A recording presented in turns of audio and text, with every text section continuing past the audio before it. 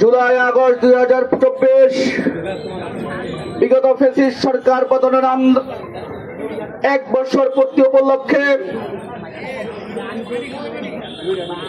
সেই বিপ্লবে যারা আত্মাহুতি দিয়েছেন, যাদের রক্তের উপরে দাঁড়িয়ে আমরা আজকের এই মৌন মিছিল সম্পন্ন করেছি, তাদের স্মৃতির প্রতি শ্রদ্ধা জানিয়ে আমি আমার বক্তব্য শুরু করছি। প্রিয় নেতৃবৃন্দ, আজকে এমন একটি সময় আমরা এই মৌন মিছিল করছি। গত 24 সালের জুলাই আগস্টের যে গণবিপ্লব হয়েছিল, সেই গণবিপ্লবে বাংলাদেশ 18 কোটি মানুষ ছাত্র জনতার গণ অভ্যুত্থানে ঐক্যবদ্ধ হয়ে যে আন্দোলন করেছিল, সেই আন্দোলনের ফসল হয়েছিল ফ্যাসিস্ট হাসিনা সরকারের পতন।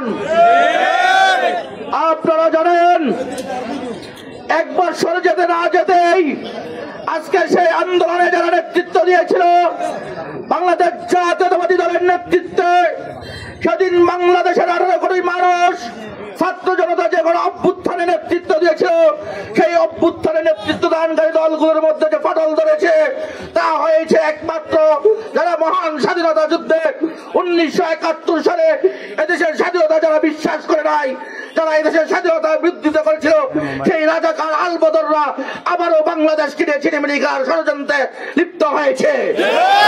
আজকে বাঞ্ছারামপুরের এই মৌন মিছিল থেকে আমি জামাত শিবিরকে সাবধান করে দিতে চাই, বাংলাদেশের 18 কোটি মানুষ দেশ নায়ক জনাব তারেক রহমানের নেতৃত্ব ঐক্যবদ্ধ। আজকে কিছু নতুন রাজনৈতিক দল গঠন হয়েছে, সেই বাচ্চা শিশুরা রাজনীতির কিছুই জানে না, তাদেরকে কান পড়া দিয়ে দিয়ে এদেশে আবারও একটি ষড়যন্ত্র লিপ্ত করেছে। তারা বুঝে গেছে কয়েকদিন আগে গোপালগঞ্জে যে সূচনা হয়েছে, গোপালগঞ্জে যে দৃশ্যের অবতারণা করা হয়েছে, তা ছিল একটি সাজানো নাটক। কারণ জনগণ ছাড়া কোন রাজনৈতিক দলের অস্তিত্ব টিকতে পারে না। একজন রাজনৈতিক দলের নেতার একমাত্র পরিচয় তার পাশে জনগণ থাকতে হবে।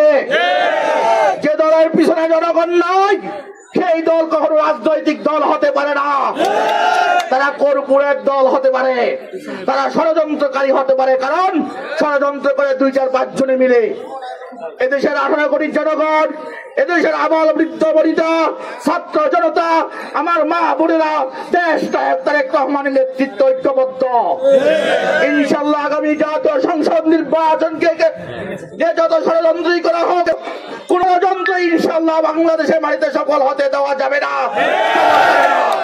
বাঞ্ছারামপুরের জনগণ সেই ষড়যন্ত্রের দাঁত ভাঙ্গা জবাব দেওয়ার জন্য সকলে প্রস্তুত আছে তো? ইনশাআল্লাহ ইনশাআল্লাহ আগামী জাতীয় সংসদ নির্বাচনে ধানের শীষের প্রার্থীকে ধানের শীষে ভোট দিয়ে জয়যুক্ত করে সেদিন আমরা এই দাঁত ভাঙ্গা জবাব দিব ইনশাআল্লাহ। প্রিয় নেতৃবৃন্দ, আপনারা হতাশ হবেন না। এই বাঞ্ছারামপুর অতীতে বিএনপি এমপি ছিল, ধানের শীষের ঘাড়ি ছিল। আগামী দিনে ইনশাআল্লাহ ধানের শীষের প্রার্থী এখান থেকে বিজয় হবে। অনেকে অনেক কিছু বলাবলি করবে পিছনে দরজা দিয়ে, সেই সুযোগ বাঞ্ছারামপুরে আর নাই।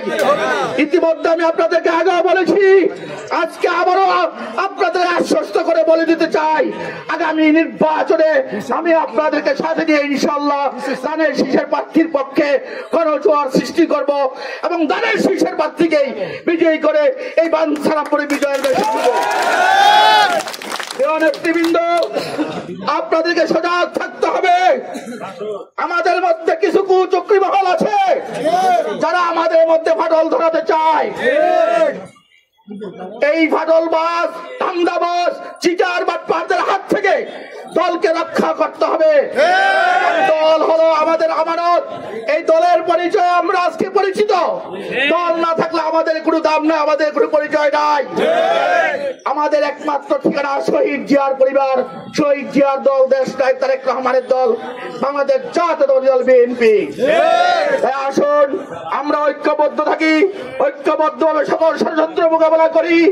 ইনশাআল্লাহ আমরা আগামী নির্বাচনের প্রস্তুতি নেই এবং সকল ষড়যন্ত্রকে নস্যাৎ করে দিয়ে তাদের শীর্ষ প্রার্থীকে বিজয়ী করার জন্য আজকে থেকে আমরা চূড়ান্ত আন্দোলনে নামি এবং ইনশাল্লাহ আগামী নির্বাচনে তাদের শীর্ষ প্রার্থীর পক্ষে ভোট চেয়ে আমি আমার সংক্ষিপ্ত বক্তব্য এখানে শেষ করছি। আল্লাহ হাফেজ।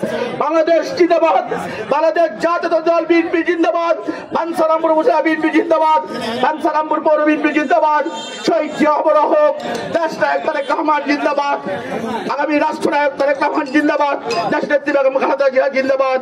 জিন্দাবাদ। সকলকে ধন্যবাদ।